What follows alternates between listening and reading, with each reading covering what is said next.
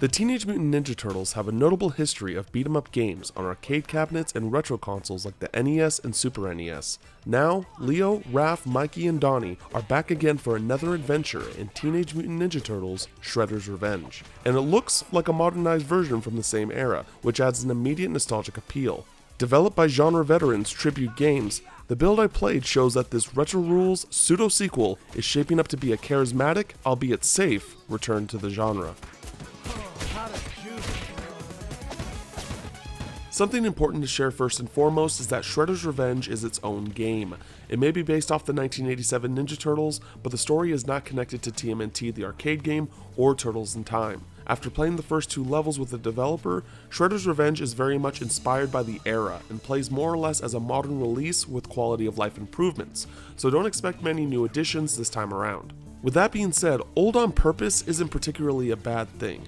Combat is smooth and introduces a super attack that is unique for each playable character. I was even able to meditate in the middle of a battle to automatically fill my super bar. It honestly feels more like a taunt to the enemies, and it was continuously charming to boot. Similar to the level complete animations where each character is different from one another, each taunt is distinctive as well. Tech Whiz Donatello plays on a little Game Boy when meditating and uses his staff as a pogo stick after beating each level. Way to go!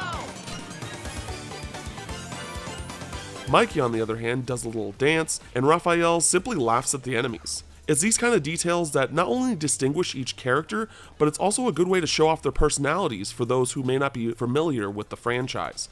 Tribute also seems to nail the over-exaggerated cartoon animation of the late 80s and even the small details too, like the ninjas typing on a keyboard. Similar to the classic TMNT games, you'll find pizza boxes as you progress through each level.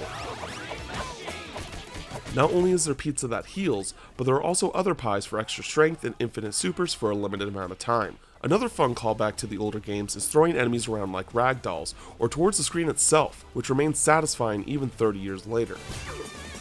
Each level seems to end with a boss, which in my case consisted of the iconic duo Bebop and Rocksteady.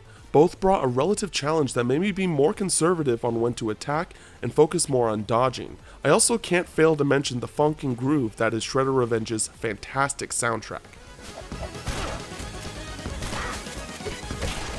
The soundtrack isn't the only notable new thing in a game full of nostalgic nods. Also new to Shredder's Revenge is the ability to choose April O'Neil and Master Splinter as playable characters for the very first time, with 4 total players being the max by either local couch co-op or online play.